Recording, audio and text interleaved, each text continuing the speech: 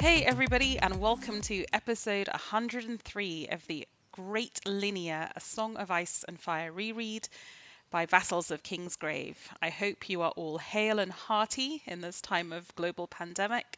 We wish you and everyone you know and love well, and thank you for listening. So my name is Bina007. I'll be hosting the podcast today, and I am joined by Abby. Hi, Abby, DarceyMormont on the forums. By Mary. Hello, it's Nymeria representing France today. By Jock.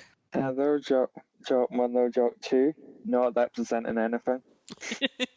By Michael. Hey, Khal Wadege, representing myself, I guess. By, I don't know which Matt wants to go first, by Varley. Representing the Varleys of America. And I'm not sure if the other Matt is on yet, but he will join shortly. We ended episode 102 with Asha being reunited with Theon in Stannis' camp at the end of A Dance with Dragons. That took place on August 9th, 300 AL. Today we're going to be covering the three remaining The Winds of Winter chapters that exist. So obviously if you're trying to avoid TWOW spoilers, this is not the episode for you. Back away slowly now.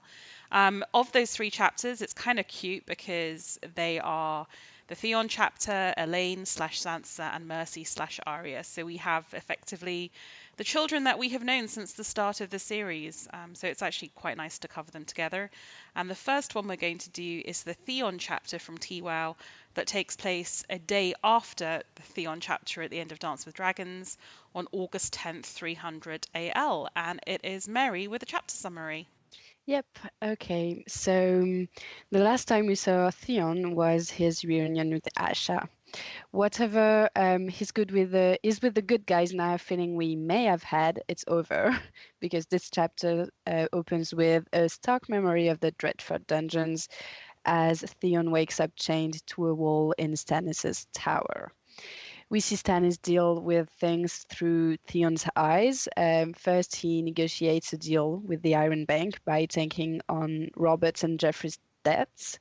Then he questions the Maester who came with the Carstocks and learns that he sent a map to the Boltons of Stannis' location. Stannis then decides to send Justin Massey with Tycho and asks him to drop Jane and Ali Mormont at Castle Black on the way. He deals with the Carstocks themselves quite swiftly, and two of the grandsons actually end up dead, but everyone will die in this family sooner or later. In between meetings, Theon recalls how Crawford Amber found he and Jane and how he asked her questions to make sure she was indeed Arya, and how she told Theon afterwards that he had saved her.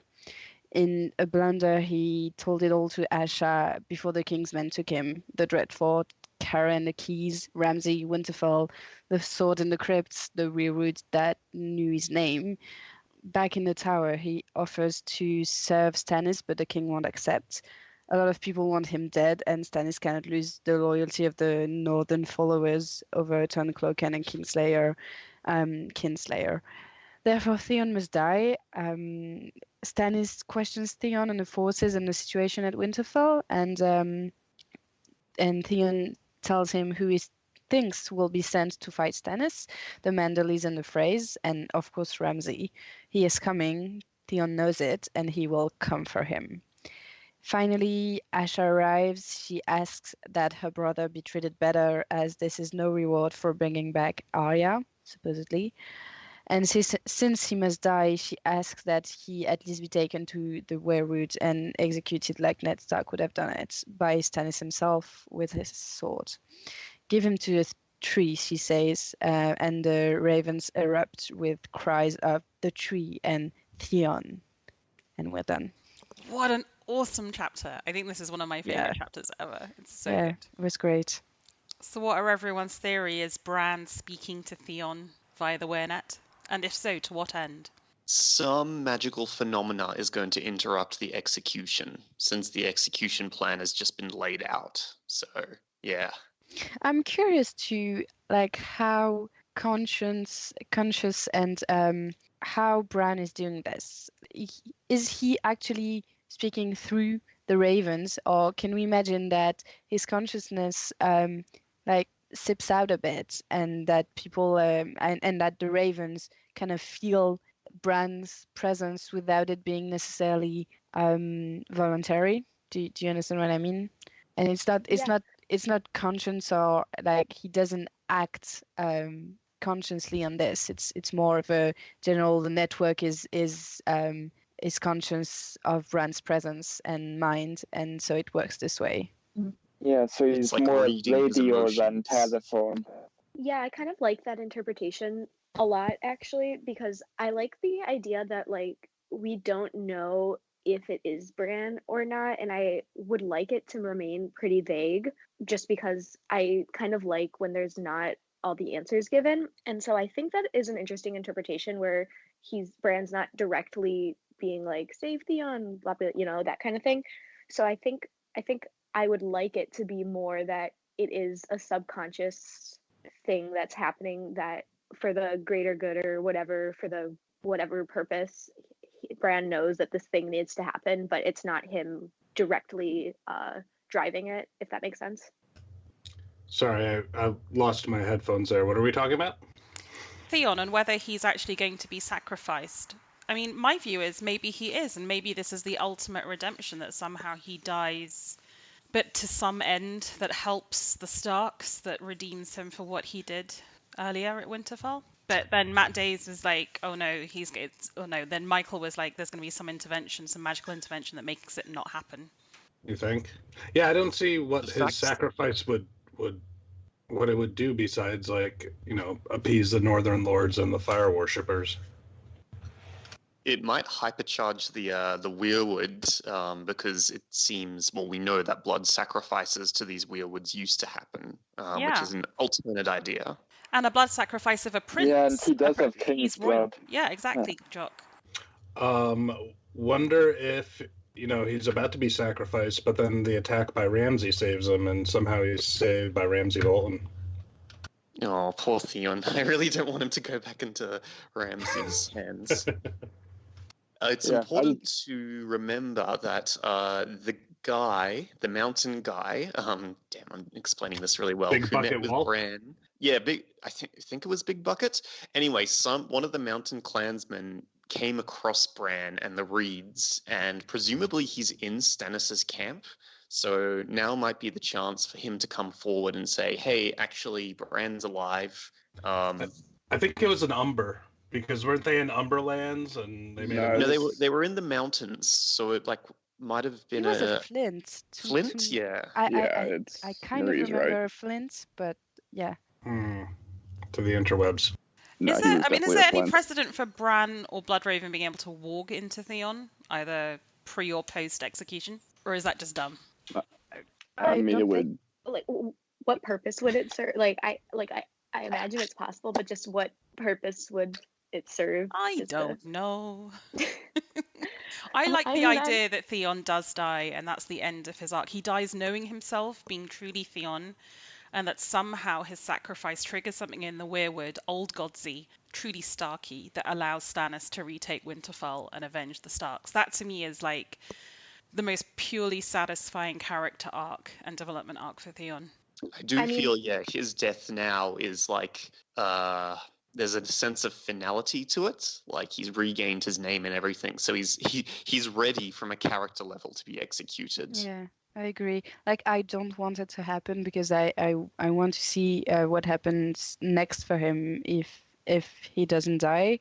But I'm not sure what that is because I don't know really what we can expect for the future for him, given who he is now. So it would still be satisfying if he died now, but sad at the same time. Okay, so just going back, I got when the weather turns colder in the northern mountains, Summer finds shelter, and they meet a Little who shares his food with them. Shit. And when they ask if they should take the King's Road, the clansman tells them that it is treacherous for travelers, as the war is made everywhere dangerous. The group then decides to head for the Night Fort. Okay, it starts with That's it. I had that. It's all close. the northern clansmen names all just blur together. Yeah. Hey, Big Bucket Wall is the man, and how dare you? That's Yeah, why we call him Big Bucket. We know you love him. Um, The fact that the seed of Torrig the Latecomer has been planted ages ago in that Asha chapter makes me think that is the possible end point for Theon. He's taken back to the Iron Islands, and they're all pissed off at Euron, and so they're like, "Hey, you ain't the king anymore. Let's elect Asha." Yada yada yada. Asha I can mean, go as- eat a seal husband. as a Theon stan, like I would like that to be his ending, but I do agree that there is a lot that could come out of his execution happening, especially because if for whatever reason Bran can warg into Theon or whatever, Bran knows all. There's the theory that because Bran knows all the nooks and crannies of Winterfell, he could be able to tell them how to, sneak into the castle or whatever. So I do feel like Theon is going to meet his end here. Excuse me, sorry. He's going to meet his end here because he'll have like died for Winterfell or whatever, rather than going back to the Iron Islands, because the Iron Islands doesn't really hold much for him. It's poetic, no? It's, to me... Well, maybe. Okay, second question, but it's a bit related to how the werewood works. How does Asha know that she should ask for Theon to be taken to the werewood? Has Bran somehow influenced her? Like, why does she ask for that? Or is that just luck and happenstance? I think she knows how to read the room. Yeah, I think she wants. She doesn't want Theon to burn horribly Exactly, after just exactly. seeing a horrible, horrible burning. In the previous chapter, yeah, where she had the thought that the first guy to die was the smartest one, because he made it so that he would be killed by the sword before burning, and she wants the same for Theon, and she just it's a good argument actually for Stannis, given that the whole reason for executing Theon is to appease the North, and the northern guys who are here. It makes sense to me. So it's almost like a kind of Additionally, mercy. Yeah, I think so.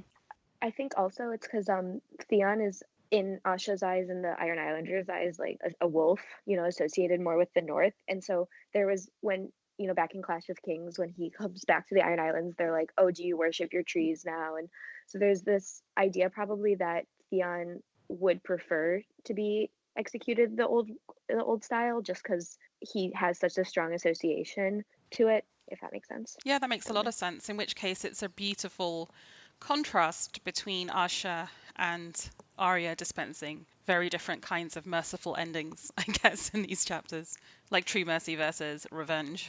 I do think, though, it is a little fucked up in the sense that because Theon lived his whole life with the Starks fearing getting his head chopped off, so that is a little, sad that that's like the most merciful way for him to go, but Yeah, I guess. Well, Maybe he could go choose the Iron Islands option and say, no, I just want to drown. That'd be better. Burning, drowning, or have your head cut off. he just gets chucked into one of the fishing holes. This is a fun thing to ask yourself. What do I prefer?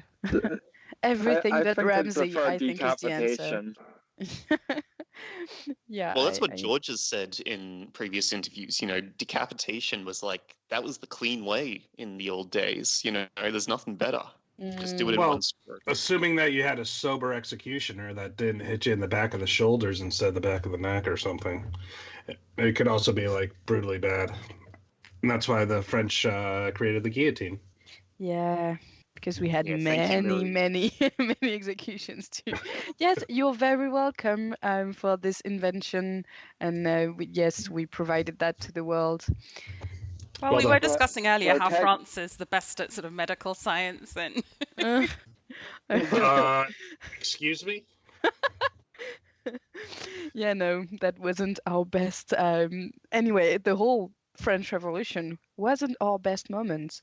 well, it depends on whether you're a Jacobin or not, doesn't it? Moving back to this particular War of Revolution, so assuming that something happens, Theon does or doesn't die, and then this is the lever at which Stannis then goes to war. What is your prediction of the Battle of Winterfell? Crowfoot lures Bolton out. Somehow the ice cracks, kills them. Stannis wins. Does Wyman Manderley survive? How do you see this all playing out? Well, Wyman Manderley's in a rough shape already, so I don't think the battle will kill him. He's already sustained his damage, but I like the theory that it's going to be like, oh fuck, I forgot the guy's name, Russian guy, Alexander Volsky or something like that. Nevsky, Alexander Nevsky, yeah. Yeah, and the way he tricked the Teutonic Knights onto the fragile ice of a lake, and they all just fell in and drowned. Yeah. And then after that, I see maybe a Trojan horse scenario where the Manderleys come back into Winterfell with Stannis' red sword, and then they open the gates at night. But that could happen in many ways, so... Man, I want that book so bad. This is so exciting. And then what happens to Jane, who's been sent to the wall where her quote-unquote brother is about to be murdered? I mean, we don't really know quite where this Theon chapter fits in with the John ones, but we're assuming she's been sent on her way. What's the outlook for Jane? Any predictions there, or do we not really care? I assume she's Yeah, I getting think- sent to Bravos with Justin Massey, because the wall will be a shit show when they get there. And then we get a very interesting encounter with, well, we can talk more about this in Mercy, but it's like fake Arya, real Arya, switcheroo. Yeah. Okay. Yeah, I was under the impression that she was going to Bravos. So I did not think about Arya will be in Bravos. So I would like that a lot, actually. That'd be cool. That could be the thing that snaps her out of her whole thing, like finding somebody else who's playing her. And then Arya becomes actual Arya because there's a doppelganger there. Oh, I think maybe I just misread the chapter, or like I don't have it in front of me when he says to take Jane with him. But I thought he was saying like take her to Bravos because to like wait out whatever. But maybe he said to take her to the wall. I don't remember really. But she has no purpose at the wall right now because Jon is dead, and I don't think the people at the wall would really be like another person who we just have to take care of for no reason, who we have no ties to. So I think it makes sense to take her to Bravos if they think that's the safest place for her to wait out the winter and the battle. Wonder if she gets sent down to the Vale and Sansa recognizes her. I would love that so much. That would be the cutest reunion ever. I think sooner or later they're going to meet at Winterfell because, as we know, Sansa is likely to be heading to Winterfell with the Vale Knights if Littlefinger's plan materializes. But we'll see. Yeah, agreed. Okay. Should we talk a little bit about Stannis in this chapter? Oh, God. Stannis is here to chew gum and kill traitors, and he's all out of gum. Do you think it's really totally necessary for Stannis to chain Theon to a wall? Absolutely, he's Stannis. Do you think he's doing it because he wants to impress the Northerners as if I care that you care that Theon is a traitor, so I'm going to look like I'm being mean to him? Or do you think he's just think he's mean to him because he's mean? Are we supposed to get some Jesus imagery with him like crucified or whatever? I don't know. Oh God. Stannis, that will make more sense. The Romans or whatever. The Jesus imagery here will make more sense if he does die and then come back to life because Bran's walked into his still beating heart body.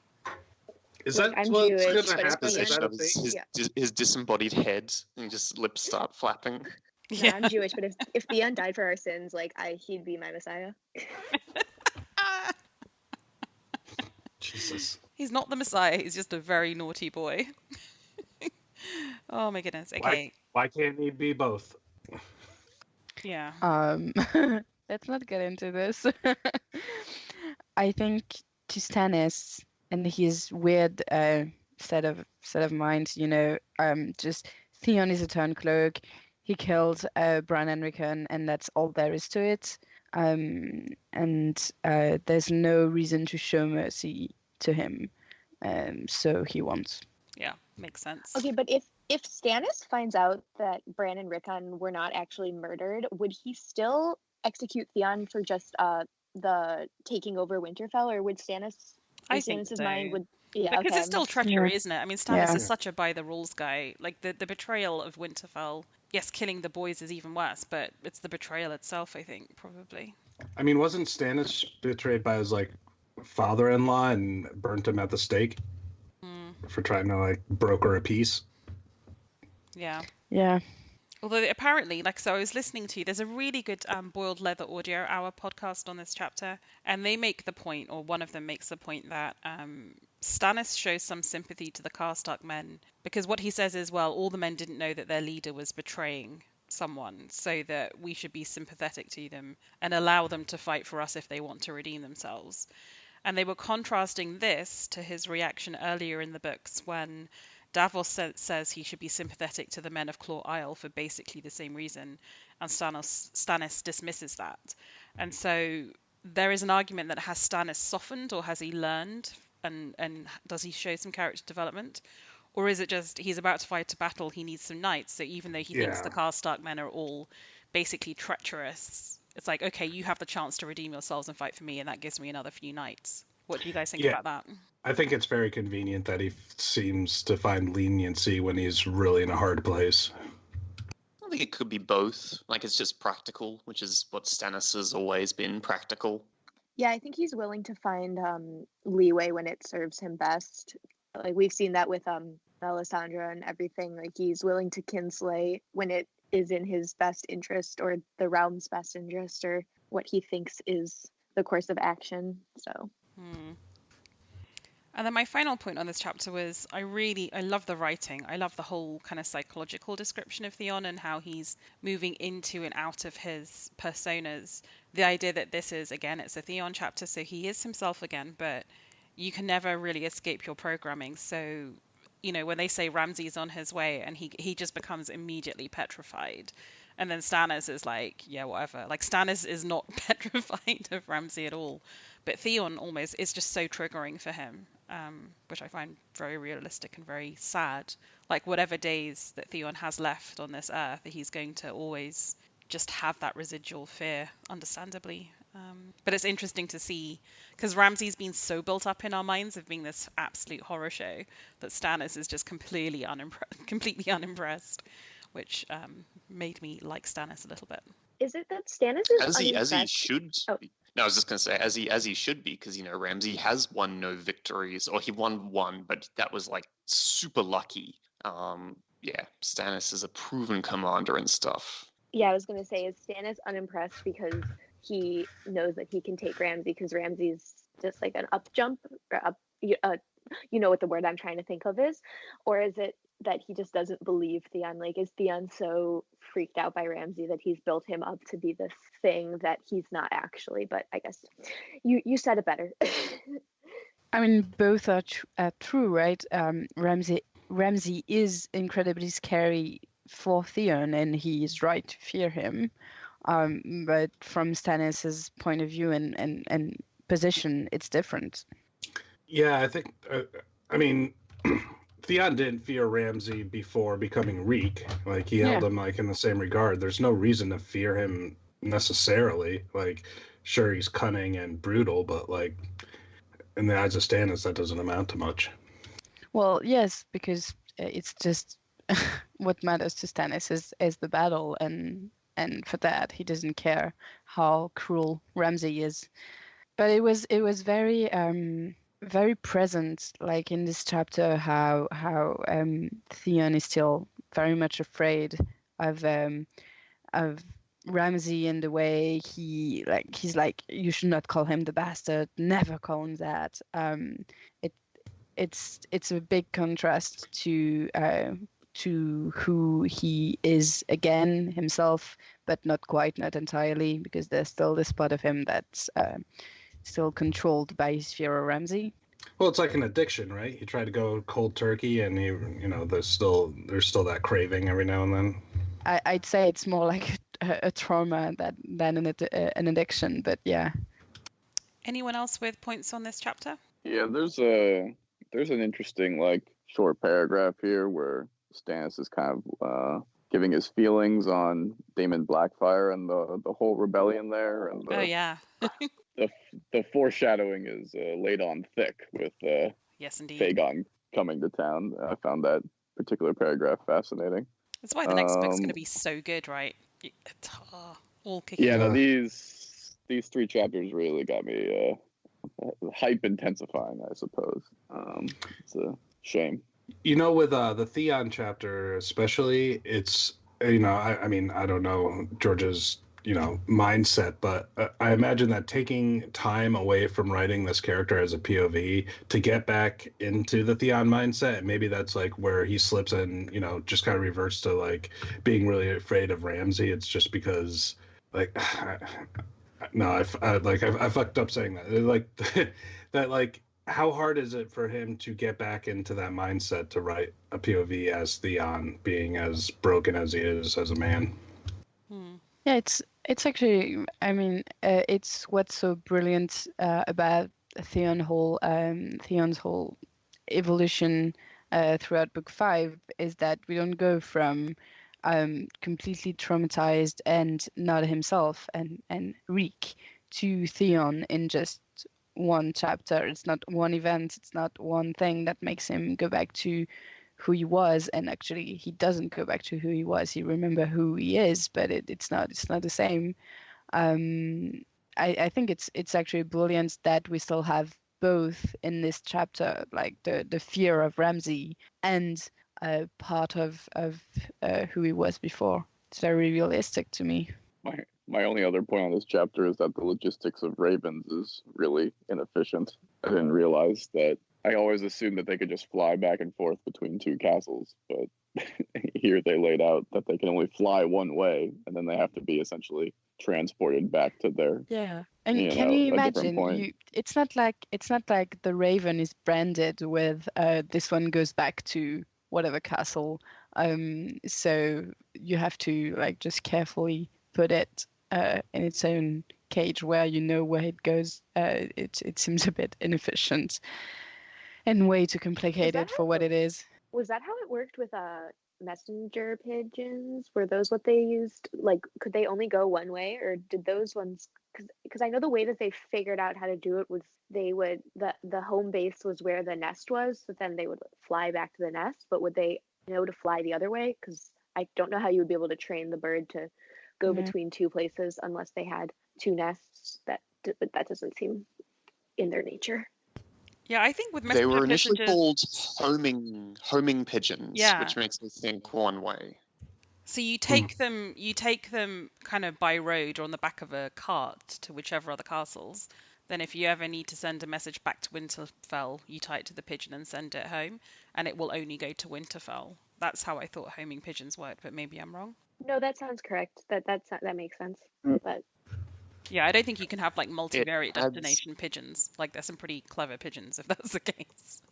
And anything else on the chapter, perchance? Nope. I just want to say that Leiden Beefish threw up an essay on predictions for the battle, which I thought was very, very good. And good stuff. Yeah, and he sources all like the manuals for like military tactics and so forth to see like what the various options Stannis has given the terrain and the armies coming at him. Also, all the wild cards, like long tail events that could happen in the battle. Well, I think if he just listens to the Northerners, he'll really win this battle. You can see the damage that Crowfoot already did outside of Winterfell by digging simple ditches and letting them fill up with snow and then hobbling the horses. So I think Stannis has this, unless there's some... Now that like the treachery within with Arnulf Karstark being found out is removed, I think he has this. Yeah, agreed. But we will see. The time is right for the Boltons to fall. Indeed. Oh, I wanted to see them fall so hard. I know. So we have 3 young traumatized adults in these 3 chapters living with mixed identities or various identities. And we also have Roose, Stannis, Jon, Dany, Barristan all struggling to hold together coalitions of people who basically hate not just each other but their leader. So there's a lot of good thematic stuff in these chapters. So our lovely Redditor didn't assign Mercy or Alayne to any particular place in the linear order, either because there are no time markers or because they were published after he or she, the mystery Redditor, completed the linear timeline. So we've obviously decided to put them here next to the Theon chapter just as a sort of melancholy and provocative place to put them together with all the Winterfell kids. And we're going to start off with Alayne, and it's Michael with the chapter summary. Sansa is taking care of Sweet Robin, who is being a royal pain in the ass. He is upset with the impending arrival of Harold Harding, who is the heir presumptive should Robin die. He wishes to marry Alayne, but Alayne uses her silver tongue to convince Robin that such a match would be unwise. Alayne meets Miranda, who uses her presence as an opportunity to escape her two new unwanted suitors. Alayne then has a close encounter with Sir Shedrick, who cryptically mentions finding a bag of gold, and Sir Lyn Corbray, who talks of bitterness towards Littlefinger, foreshadowing certain trouble in the future. Unable to find her father, Miranda and Alayne race to meet the arriving Waynwoods and her potential future husband, Sir Harold Harding. Harold proves to be handsome and muscular, but insults Alayne right off the bat, giving us a good idea that he is a dumb piece of shit. Finding her father in the grain stores, she overhears Littlefinger ordering no sales of grain from their ports until the prices rise suitably. Littlefinger tells Sansa to play coy at the ball tonight and to slowly charm Harry over to her. Later, at the ball, Sansa proves that negging is not just for boys and verbally maneuvers around Harry, insulting him as they dance. Harry is pleased to discover that Alayne is smart, and Alayne promises that should they ever marry, she will be all the spice he will ever need. Yeah. I mean, let's And point that's out at this Alayne. point that Sansa is 14 years old.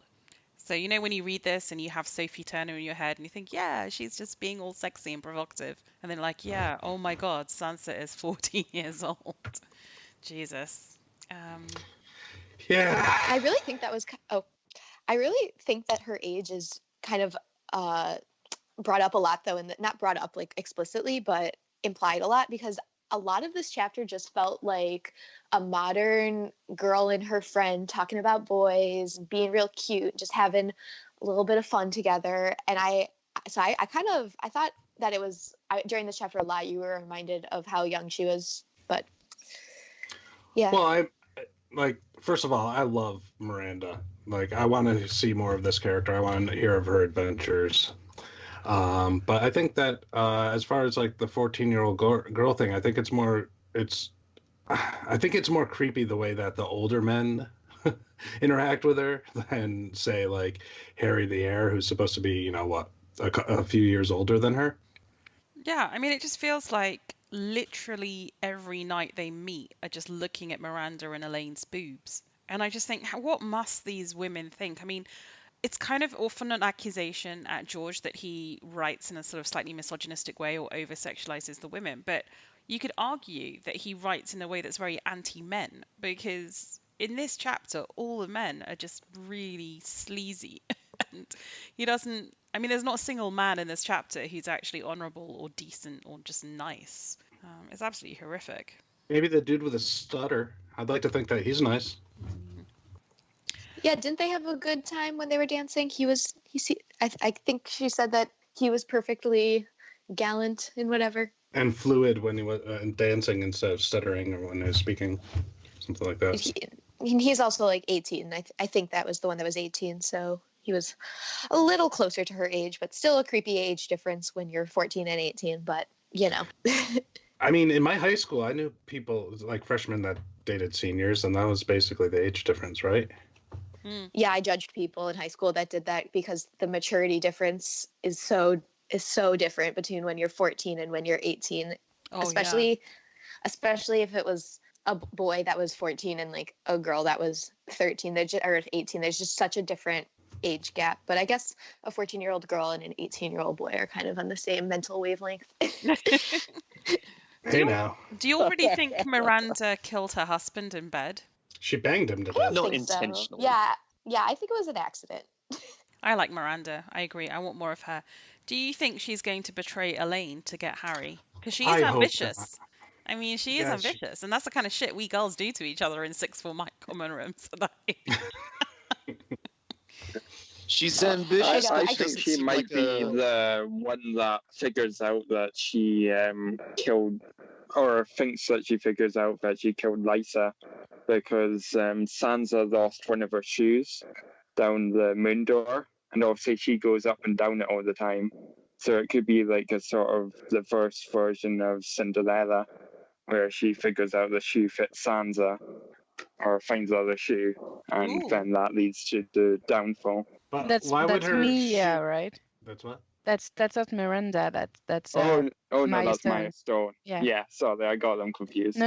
It's Never mind. still an interesting point, but I was making sure both characters were different in my mind I because like it. I like the Agatha yeah. Christie spin, like someone Yeah. solving the clues. But it would be interesting if someone exposed them, because at some point Littlefinger needs to be exposed, right, to get the plot moving again. Well, don't you think that's going to be Shadrick? Like, he's got to make a move to try to get his bag of gold by stealing Sansa, right? And then, at the point that he tries to kidnap her, like, the truth will be out there, or, his version of it versus what Littlefinger's been saying. Yeah, that was going to be my next question. Do you think Shadrick knows he's found Sansa? Absolutely. I think so. Yeah. Oh yeah, for sure. He was laying it on a bit thick when he was talking to her about the gold and whatever. Whatever happened to the fat knight that he was riding with when we met him first with Brienne? Cannibalism. Oh, you think? No. He was just sick of that bloody rooster story over and over again? Yeah. Or maybe we just didn't see him. Maybe he's still hanging around somewhere. I did think, on the subject of eating, I did think it was really interesting going from the Theon chapter to this one, and the idea that in Winterfell, or wherever Stannis has his camp, that there's such little food. And yet here you get this insane feast, and no shame about having an insane feast, even though, the rest of the country is starving and begging for grain to be released. And the idea that Littlefinger is just a really ruthless carpetbagger. It's basically hoarding the supplies. I mean, he's such a dickhead. But yeah, Well, it just... well, I mean, that hit a there's- little. Go ahead, man. I was just going to say that they still remark, I think, in the beginning of the chapter that there's still wheat growing in the fields waiting to be harvested. Like, they're still producing food, not just hoarding it. And it's a good play in terms of commodity trading. Yeah. Like, that's what Louis Dreyfus did to make his fortune, and they're still one of the big three commodity giants after 150 odd years. Just reminds me of the current situation where people are like, bulk buying loo rolls at Costco and then putting them on eBay at like vastly inflated prices. I was like, ever the way in war, human nature be human nature. I heard Yeah, some you're as bad as the toilet paper hoarders. I heard that there's a kid in England that got arrested for charging for squirts of hand sanitizer. Which He is made so like wrong. $11. He made like That's so $11 wrong. and was like, "I'm gonna buy a sandwich and maybe some chocolates." And like the guys are like, "No, you can't charge $1 I for think a that's squirt." a terrible message to give that child. She should be rewarded for his entrepreneurship. I just love that he just wanted to get a sandwich. Like that was his big move. Yeah, because when you're 11, what is the scope of your ambition? Oh dear. I did have to say I was very touched. I mean, there are the parts that make you remember that Sansa is 14 is when, Harry the heir is meant to be like quicker looking, and there's this line where George says her tummy gave a little flutter, and it was back to sort of Game of Thrones era Sansa for just a moment, which was sweet. And then, she gets a lot of shit for not being a Stark, but in this chapter she does remember Jane, Paul, and Arya, and it's very beautiful because, the chapter prior in Theon, we're thinking what on earth is going to happen to Jane Paul, and we know what she's been through, and then we're going to see Arya and what she's become. And you just think of all these characters that have been through so much. In many ways, Sansa's the most in touch with her identity, and as horrific as what might be coming for her, she is in the best position of all of them so far in so many ways, I guess. I got really sad. I just remembered Game of Thrones Sansa, and I know some people hate her, but I love her, and I just got very melancholy thinking of her. I understand what you're saying because I kind of picked up on it reading this chapter as well. Like you said, like her tummy fluttered. That's like totally Game of Thrones Sansa, but it became almost schizophrenic because I found like her like really brutal, like inner thought or like dramatic aside or however you want to describe those things when she's talking to Sweet Robin, calling him like, so weak and stupid and like you better hope you die quick, or like I saw like a version of Cersei coming out in her. Oh, yeah. And like she remembers like, oh, when my father, Lord Eddard Stark, it's like, that's kind of more the grown-up Sansa, like, it was she really all can over the be place. really harsh, right? And like there's this bit when she's talking about what's its baby mamas, and she's just being really dismissive of them as like lower class women who've just spat out babies for him. And like Sansa is always a bit of a contradiction, but I think if you think of yourself at 14 or anyone who's a tween, when you can still have the childish aspects to you, but still also have the kind of grown-up aspects coming through, but they're kind of uncontrolled because you don't have any wisdom with it.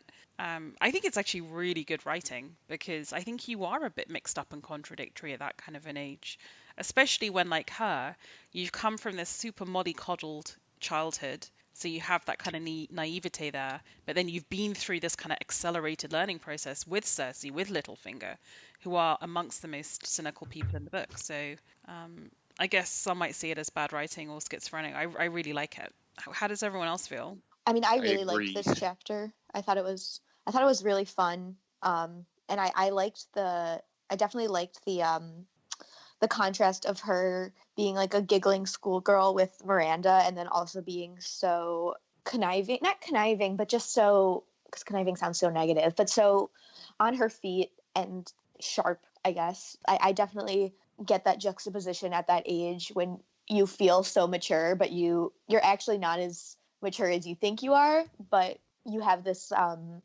this understanding about the world now, but you don't know how to properly distance your childhood wants from your adult wants, I guess, or needs, maybe, is what I'm saying. Yeah, this chapter makes me feel optimistic about Sansa's future. And actually, when you contrast it with the Mercy chapter, I feel basically the opposite. So it's very interesting with these two Stark sisters, both of which are having identity crises and the paths they're going down. So the thing I liked the most about the BBC miniseries of Pride and Prejudice were the really nice dances with the conversations in them. So this chapter, I loved the dance. I'm working from home now, so I'm going to be watching that. I mean, there was Mercy with Raph, but one is a more straightforward proposition. Both girls are basically pimping themselves out in some way. Too harsh? No age way. I difference disagree makes it very way- strongly. So as we'll get into what Mercy does, they're having sex. And that's very different to just talking with someone in a dance. Dancing is not fucking, even if it's twerking. You're doing it wrong.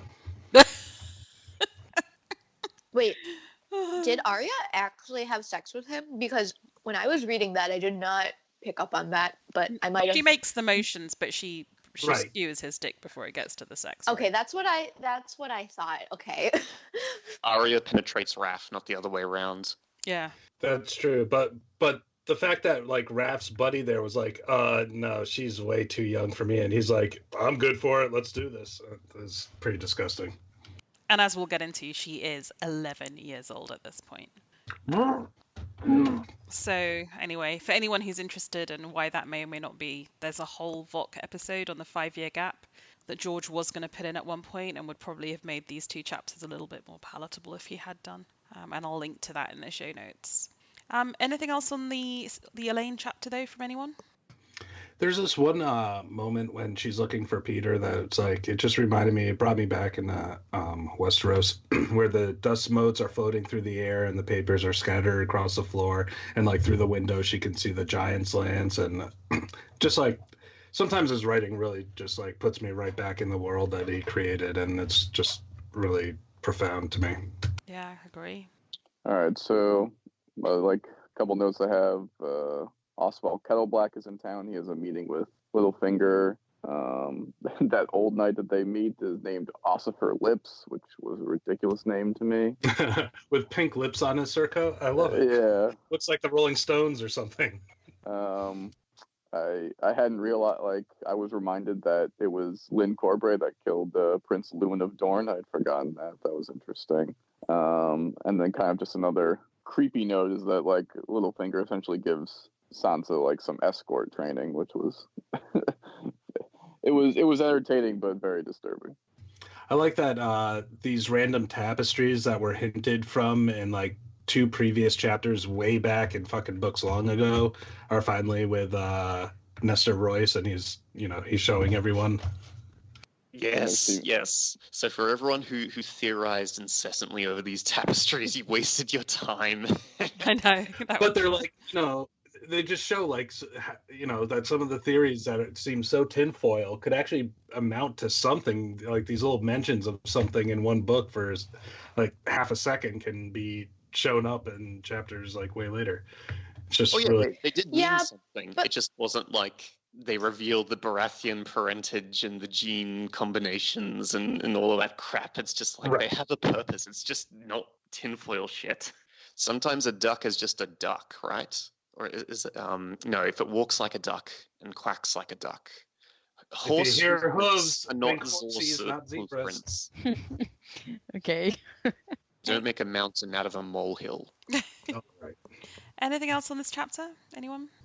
So, what? I might have missed this when I left briefly, but what is Littlefinger's like end game now? Is it just to make as much money as possible by starving out these people and then charging ridiculously high prices for food, or is he going to be like setting himself to be some kind of savior of the realm by like finally opening up the granaries and feeding everyone during winter? Both and. I mean, it's not just about making money. He does want to put himself in a position of influence. I think the gathering of money and knights puts him in that position of influence, doesn't it? But I mean, how much more? The Wells did after the Battle of Blackwater, where King's Landing is just overjoyed with Marjorie because she's given food out. Oh no!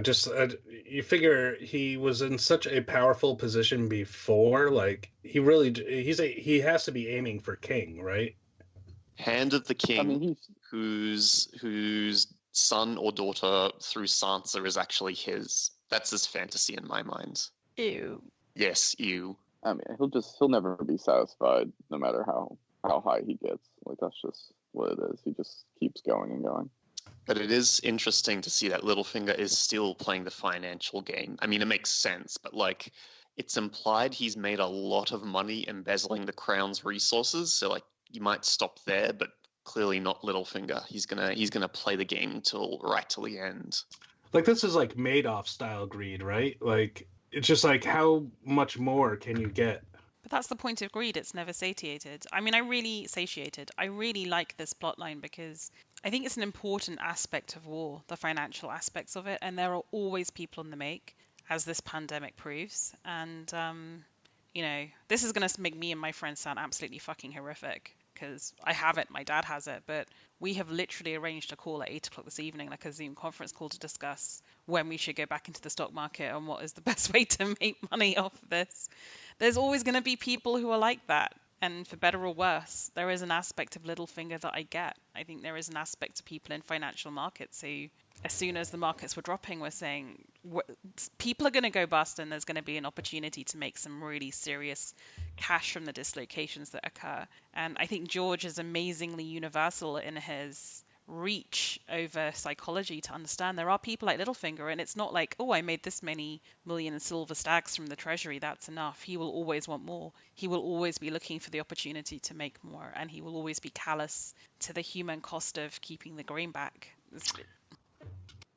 Yeah, it's just like like everything that's transpired to get him to this point, and he's still wanting more.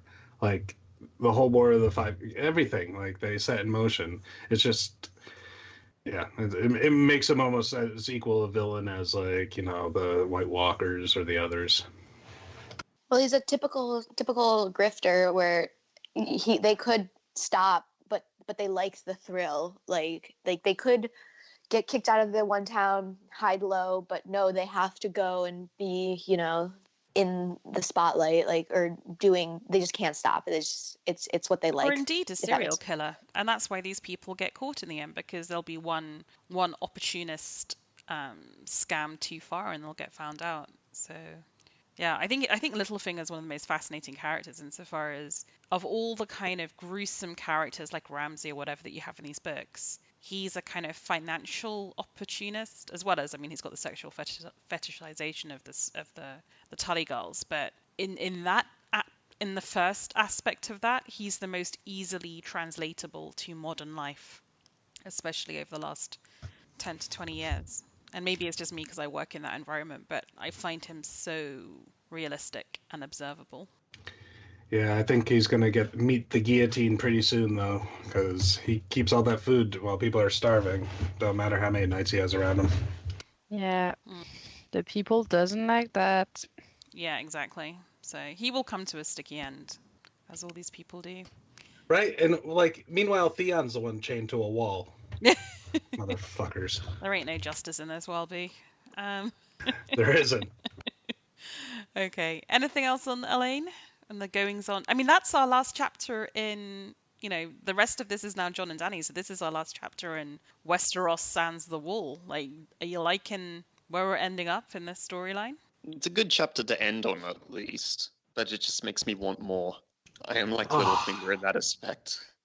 And when we did the TWOW chapters in the last episode, and it was all the Battle of Fire, and this is, this started with Theon and the Battle of Ice, and those are the two things like you expect from TWOW, but then you like all the other chapters are like, oh yeah, these other storylines are going like, you don't think about like, oh, I was really wondering what was happening to Sansa. Like I feel like for myself, it's these two big battles are front of mind, and like that's but there's so much other stuff going on.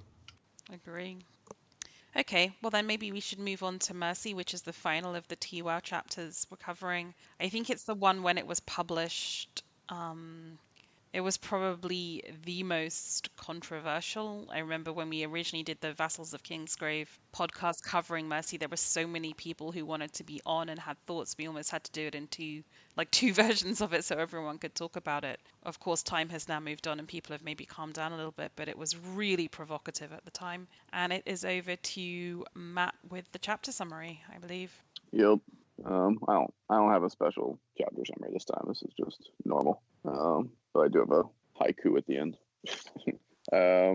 So Arya wakes from a dream of wolves before she remembers that she's now Mercy. There was a full moon and a tree that watched her as she was running through the forests of Westeros.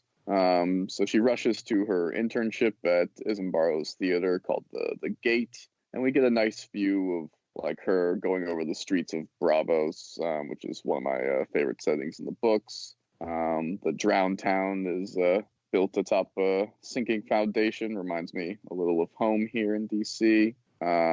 So they're currently showing a play called The Bloody Hand. We got Isambard playing Bobby B, and Mercy is playing her sister. The surname of Pharrell is mentioned, setting Reddit aflame, I'm sure. Other characters include Lady Stork and the Stranger. The dwarf Bobono is playing Tyrion with some unnecessary method acting. The envoy, Harris Swift, sent by Cersei, will be in attendance, along with, we get this mention of 5 key holders, which seem kind of like congressmen in Braavos, as well as the famous courtesan, the Black Pearl. So Arya recognizes one of the guards accompanying Harris Swift. And so, there's a lot of disturbing moments in this chapter, but it ends on the kicker as Arya begins her hard candy dance. She brings Raft back to her place. Then Hannibal Lecter's ephemeral artery. And I do really like the kind of bring you back to Lamy and you'll have to carry me line. But thus ends the tale of Raft the Sweetling, as well as her internship. There's definitely going to be some consequences from the House of Black and White down the road. And my short haiku is stuff we've already talked about here. She's still 11. Just admit your mistake, George. Retcon some ages. And that's it. Nice. Nicely done, sir. Nicely done. Yeah, it would make everyone just feel happier if you retcon that, right? Okay, let's start with the biggest question. What will be the consequences for Arya when the Faceless Men realize she abused her powers to exact personal revenge? Matt, any thoughts on your chapter? I mean, I don't have a clear enough sense of the Faceless Men to know how they deal with proceedings like this. Although, the suggestion we brought up way back in Theon with the Jane Poole switch, I mean, that's kind of like the best credible theory I've heard so far of kind of being able to get Arya back to Westeros in a relatively like clean manner story-wise. But I don't know. The Faceless Men are too hard to predict because we don't know enough about them, and I feel like she's probably not the first to do this. So I just assumed that she was going to take Raph's face and travel back as a Lannister guard. Well, I mean, body type still matters, right? Does it? I mean, there's no way putting on a face change. Yeah, it makes her grow, a foot taller. But are we assuming that under whatever guise she is going to go back to Westeros now? She's going Oh to. yes. Please go back to Westeros. Like by- no by other the end of alternative makes narrative sense for her to Right. be a mindless assassin. I've said this a number of times. It's just a stupid outcome. Yeah, and I think even this chapter prefaced it with her having her wolf dream, like, you know, it is pulling her back, and then, you know, her ultimate, like, this is Arya Stark's revenge, is like, the next step is Westeros. And I guess if the Faceless Men kill Jane rather than her in some switcheroo, that would end Jane's miserable life, but be convenient. For sure. And also, I mean, another one is, how does the death of Raph impact Harris Swift's negotiation with the First Sea Lord, and therefore Cersei's prospects? Or not at all? I don't know. I was trying to think of the ways in which this chapter could be consequential for the wider book. Yeah, I felt like this chapter was I have no idea, like, in response to your question, but I did feel like this chapter was kind of a nothing, in the sense that it didn't really do anything. I was not a fan. So Is it just a nasty little B movie, like, exploitation chapter? Is this a bad chapter? Because it just doesn't really. it's important for Arya's character. This is the breaking free moment. So that's very, like, that has to happen, and it portends a lot. But I don't think this is I got going the opposite from it, though, Michael. I literally wrote in my show notes, this is the chapter after which I thought there's no coming back for Arya. She's It is in Rubicon. that sense. She's going down a darker path, and again, I feel pessimistic for her ultimate outcome. But she's broken free of the Faceless Men, and that, in my mind, they're going to send assassins after her, and Yeah, I think that's so. going to have consequences and affect what her end game ends up. But Yeah. politically, I don't see this having ramifications. Like, it's actually mentioned by one of the guards, if he doesn't come back with the gold, the Queen will have his head. So instead of coming back to pay the Iron Bank, they've come to ask for more money after defaulting, which is kind of hilarious. Right. Yeah, this isn't going to end well for them, is it? Yeah, I think it, yeah, like, the Iron Bank's not giving them more money. I don't, but also, what's his name? Harry Swift or whatever.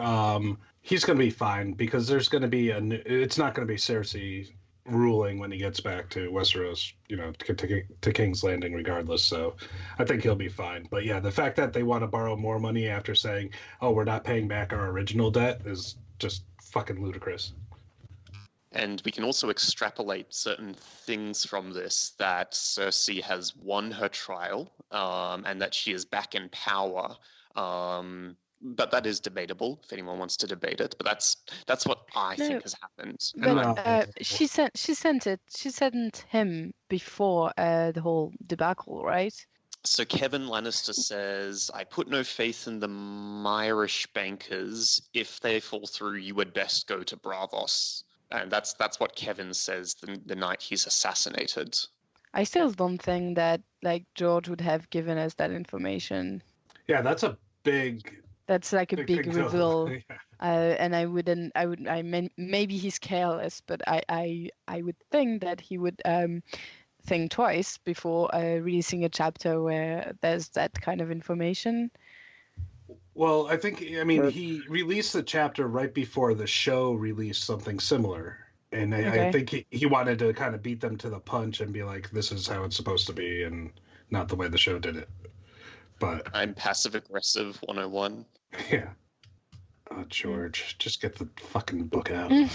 Speaking of George, one thing I'd like to praise George for in this chapter is that he's such a good writer in so many ways, but even at, like, the micro level, like, all the way through this chapter, he refers to Mercy as Mercy, like, Mercy said, Mercy did. And then at the point when she kills Raph and knows herself in that Arya moment, Stark. it's like she's referred to as Arya. And just, like, even little technical things like that, I love so much. He's such a master of the art. So do you think Fario Farrell's related to Syrio Farrell? Do we care? I think George confirmed John that. Smith of Bravos. Oh, you think so? Yeah. Yeah, I think so too. Well, no, I mean it's just a surname. Like, you know, they can be anything. No, there's a good theory in here about the Farrells are all face changes, and Give me 5 minutes and I'll have something good. Okay. I'll put on my tinfoil. Oh, speaking of tinfoil, do we want to waste valuable minutes of our life discussing Lemongate? Because there is a line here about where are the lemon trees? Always.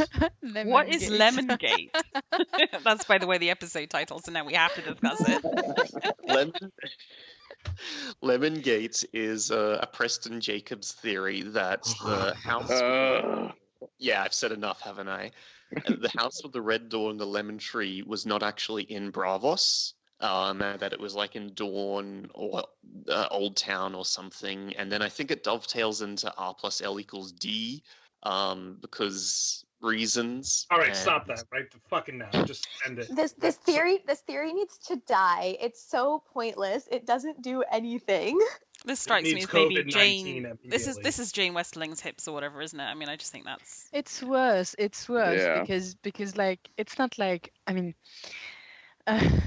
L plus L equals J is. I mean, I haven't seen the show, but I pretty much know that it's been confirmed. I don't know. It's just it seems like that's what it is. So it's worse than just talking about Jane Westling's hips. It's just it feels really unnecessary. I agree. Well, the R plus L equals D thing just doesn't make sense at all anyway. The lemon tree thing, just trying to talk about where lemons can grow, like being a...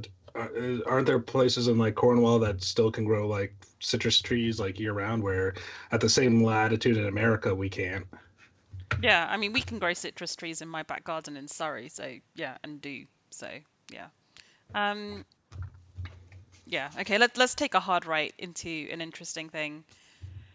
So, on the Boiled Leather Audio Hour version of the Mercy podcast, which again is really good, they got into this weird discussion, which I just felt I didn't know what was going on, like if this was significant or not, where they said, is it weird that Arya doesn't think of Syrio when Fario Forel is mentioned? Or is she just so deep into her Mercy persona that she wouldn't? And then I was like, well, maybe Forel is just like Jon Smith, and so not every mention of a Forel has to trigger, oh, I remember my dancing master who taught me how to play at swords, you know. Yeah.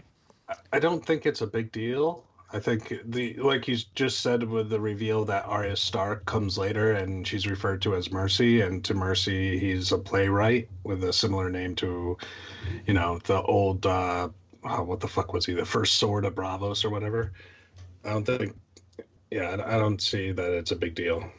We can also think that it's not the first time she hears the name since she has arrived in Bravos, or even since she's doing this internship. So I don't think it's that big of a deal. I agree. I just thought I'd throw it out there.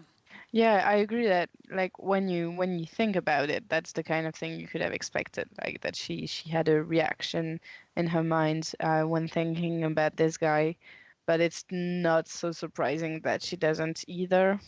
Okay, anything else on the Mercy chapter? I mean, it probably goes as stating the obvious, but the early parts of the chapter where she's going to rehearsal and experiencing Bobono leching on her, which, by the way, I read on the day when Weinstein was convicted, which was pretty scary. And parallels everywhere. Isambaro, Bobono. The way she just takes sexual abuse and rape for granted as a fact. Like, everyone does it. This is what's going to happen. People are going to lech on you. I can use it. I will use it. But it's just so, like, it's not even a value judgment with it at all. Like, we're horrified. She's not horrified. She's in self-defense, but she's not horrified. To her, this is so normal. Yeah. And it's just the most tragic part of this chapter. Whereas with Sansa, in her POV, you get more of that kind of resentment that someone's just looking at her boobs. Whereas with Arya, it's not even like there's resentment. It's just, this is what it is. Deal with it. And I just find it so horrific. Well, George plays with that throughout the series, right? Like the very first book, they talk about the Khalasar and how like they're able to take women after they, you know, ransack the town, and that's just how it is. Like that's, you know, how it's done. And then you have people like Stannis who are gelding people for rape, like in his own army. So I think he goes back and forth with this, and you know, maybe he uses it a little too loosely as like a form of terror, and that can be triggering for some people. which I understand, but like I feel like it's very in line with the world that George has created here. Also, in real life, like theaters were often just spin-offs of by prostitutes to try and increase their customer base. Like Empress Theodosica was an actress who was a prostitute and then went on to train in bears for chariot races. So like sexual assault in theaters pretty much has gone on from that like to this day. Oh God. And getting rid of that sort of attachment has been ridiculously difficult. Gosh. I think you're sadly right, Jock. The only other thing I was like, nostalgia for the mountain. Also, I really like it. Right. Said no one ever. I'm not sure nostalgia is the right word. And also, like when they're having that thing about, you know, maybe Tyrion's here, maybe he's a mama. Oh, don't be stupid. And we're like, yeah, he kind of is a mama right now. Yeah. It's not so stupid. I thought that was George having a little sort of in-joke giggle. So Yeah. is this how the rest of the world sees what happened, like in the War of the Five Kings? Like, you know, they call it the Fat King and Lady Stork, and like, you know, presumably Sansa was raped by the dwarf and then killed or something. Like, it kind of shows like how misinformation can spread, and then like stuff like, you know, can we assume that they know that Cersei's innocent or something? That might just be way out of line, you know? Like how wrong they got the whole series of events leading up to the War of the Five Kings and during it. I mean, I think it's just like a parody. It's supposed to be making fun of Westeros, being like, look at those dummies over there fighting about kings and stuff. Kings and stuff. That should be the title. Too many Yeah. titles. All the titles. Anything else on Arya? Let's do a straw poll. How many of you think... First question. How many of you think Arya survives the books? Matt. So yes or no? Matt? Days? Yes. Matt Holly. Matt Days? I'm about to say, yeah, even like she's my favorite character, but I don't think she survives. Wow. Michael? Yes, no. Michael. Abby? Bueller. Abby? I don't see why she would die, so yeah, I think she survives the books. Michael says Michael. yes, she survives. Mary, what do you think? Yeah, I say yes too. Jock? I don't know, there's some foreshadowing that she dies, but I don't think she'll be dead until the last book. I agree. But I'm with my boy Blue Armor. I think there's no way she survives. I think she's going to die. 100%. I think Sansa will be alive at the end. I don't think Arya will be. No. How Arya's many... going to be riding Nymeria around Westeros, solving crimes and shit by books. Like, I'm going to do another rapid fire round. So how many of you think Arya goes Psycho Killer Cascase, and how many of you think she gets redeemed and becomes Starky again? So Psycho or Stark? Michael. Arya's Batman is not an option. You have to pick Psycho or Stark at the end. Michael says some redemption, so I'm going to put you in the Stark category. Blue Armor? Yeah, no, she finds enough of herself to bring back before she dies. Varley? Stark. Abby? Stark. Mary? Yeah, Stark. Jock? I think like a lot of like those sort of POVs have been reversed where they gradually get worse. They might redeem themselves, but like Blan's going pretty evil, Tyrion's gone pretty evil, and I think Arya will go pretty evil. But at the end, whatever her final chapter is, do you think she'll be more Psycho or more Stark? I think more Psycho. I don't think you'd recover from Yes! like, what she's been through. Jock, I'm with you. I think the rest of you are all sweet summer children, and I'm very I'm very conscious of what's happening for me, at least. It's just wishful thinking. Like I don't have any arguments to say she will find herself again. I just want it to happen. Yeah. Yeah, I don't know if I want it to happen, because honestly, I don't really care that much for Arya anymore. She's kind of her character. Once she got to Bravos, I was just kind of like meh. But Yeah, same. I think it's more in my brain, like I just go to like, what is the simplest answer and to, like the simplest solution to these characters, and I feel like in my brain the simplest solution is she gets back to being a Stark and lives. But I don't know what is simple about that, but it just seems Occam's razor. Yeah, it's like the Occam's razor of Game of Thrones. A Song of Ice and Fire is like, I don't know. The most obvious solution is the solution, which probably is not true at all, because I know that George likes to subvert tropes, but I don't know. At a point, I always think that people always say like, oh, this is the book where, you're just not afraid to kill off main characters and blah, blah, blah, blah, blah. But honestly, there's not that much main character death beyond certain, like, well-known examples, obviously, like Ned, Certainly Rob, since the Catelyn. Red Wedding, not much has happened, Yeah. right? Yeah. And all of that was so foreshadowed. It was like obviously, I mean, I had seen the show before I watched the book, so I knew it was happening, but I'm sure I know, I mean, and I don't know if people who were reading the books as they were coming out were picked up on the foreshadowing from Dany's House of the Undying and stuff, but it was all foreshadowed very heavily in retrospect, and so I just feel like there's not a lot of foreshadowing. Although, Jock, you said that you there was some, so I'm sure you can point something out to me, because I honestly haven't read a lot of Arya's chapters in a long time. But just to me, it just seems like people oversell this book as being something where like this character could live or die and we don't know. But I feel like that's not true, and most of the main characters do end up living, and if they're going to die, it's kind of spelled out for us. Thank you for coming to my TED Talk. That was superb. I agree with a lot of that, actually. Okay, so any thoughts on, as we end, just the TWOW chapters in general? I mean, we've obviously elected to read them. What do you find they've added to your experience? Do you like where they brought us in the narrative? I don't know. Anything to say just in general about the TWOW preview chapters? I'm curious if they will be changed at all as when the book is published.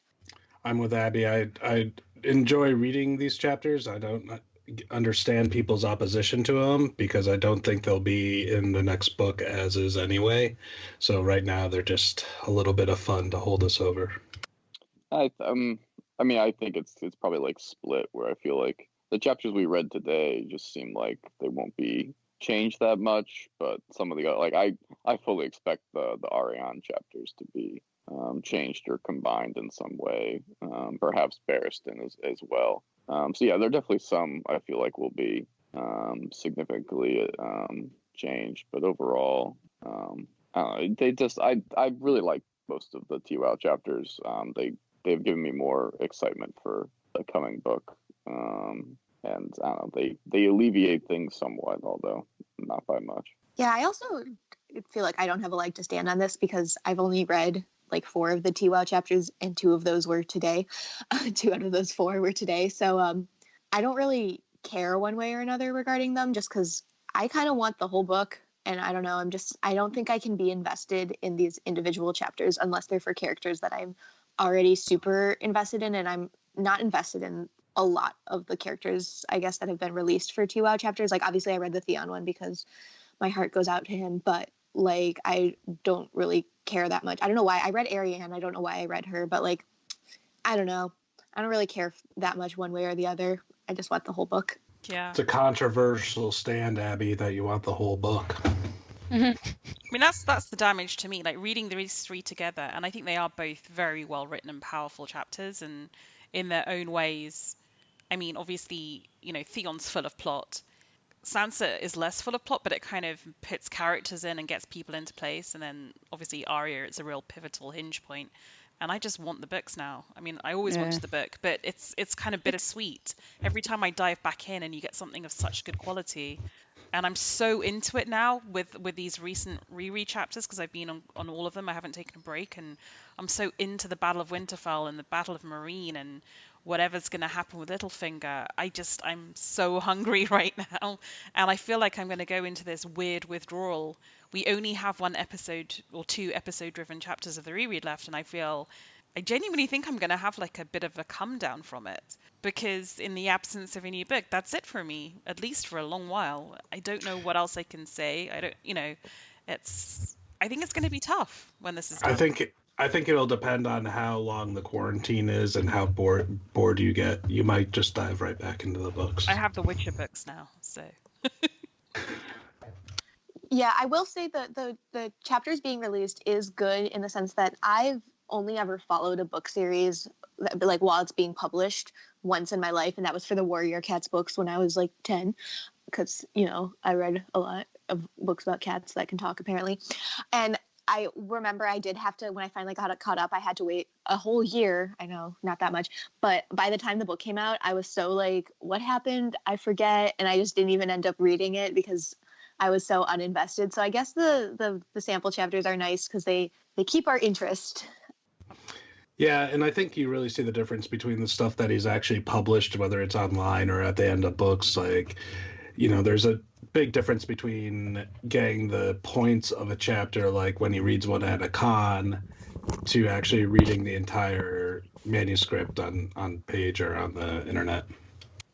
Well, yeah, I don't think I've read the recaps of those that he just read at cons. I'm fairly sure because I didn't listen to the episode like just before 2 episodes ago. Yeah, I think it was mostly on those chapters, and I didn't listen to it because I've been, I don't know, kind of waiting to have the exact text, which is, as you are saying, which is not necessarily the case for those that we have in full, because he might change them.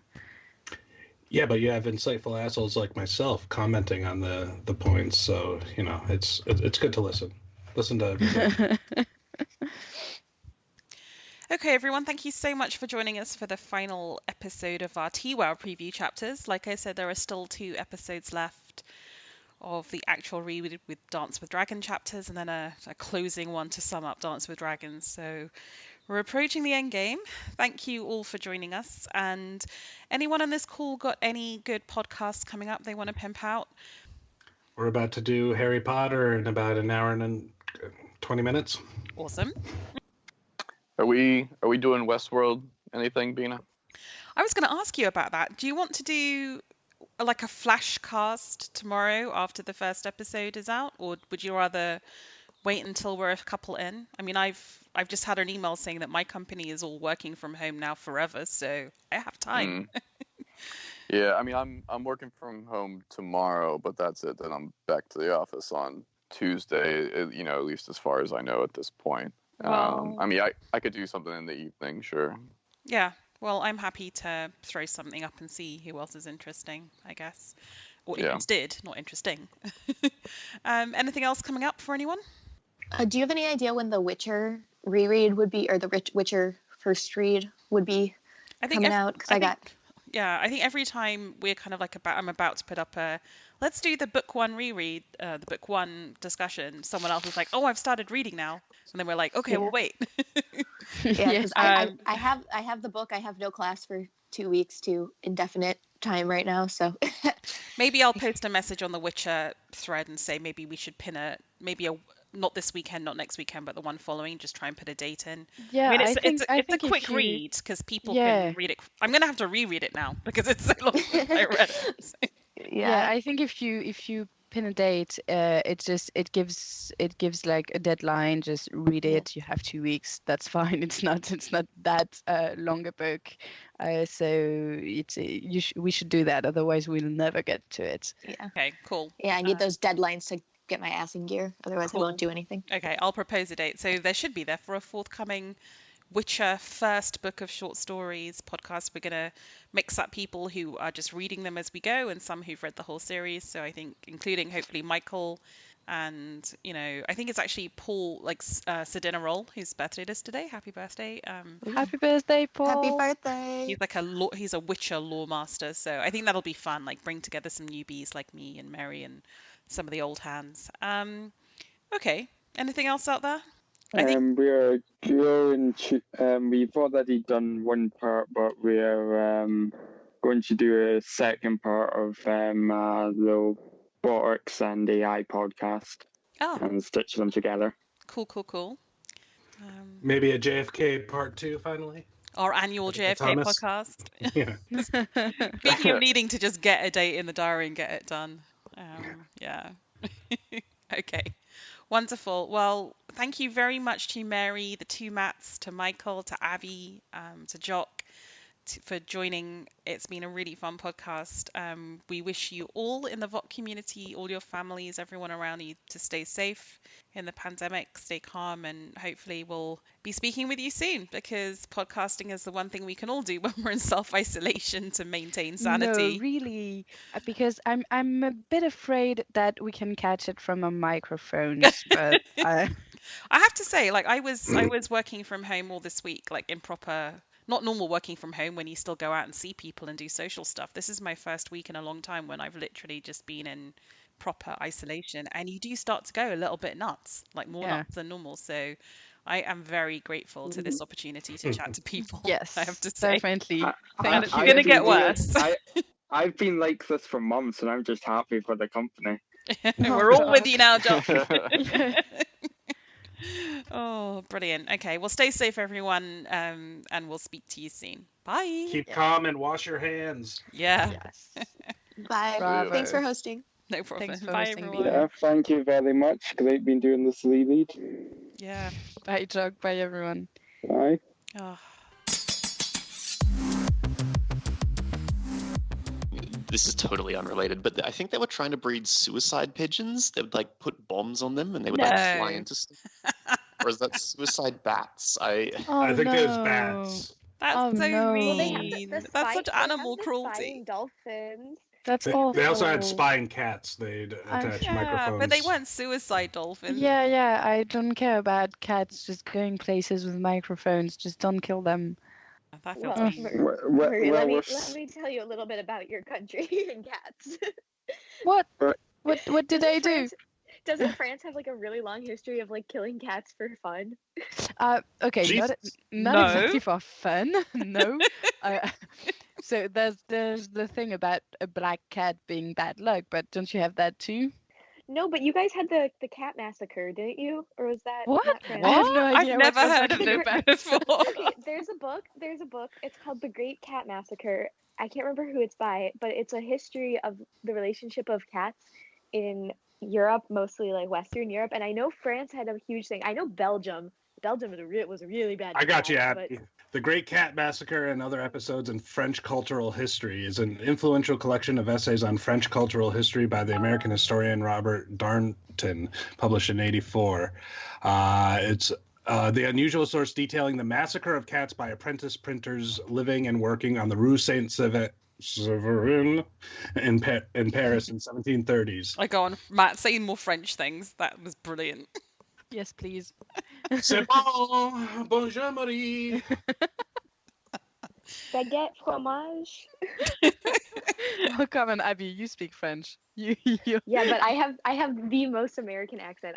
When I was in France, they were all like, "Your American accent's so cute," and I was like, "No, you're just saying that to make me feel better, but I know it's bad." Okay, I'm very shocked at this thing that I'm learning, and I don't want to hear more about it because poor cats. Yes. Okay, anyway, back to the awful things that Wasn't happen it in the for books. protests? Yeah.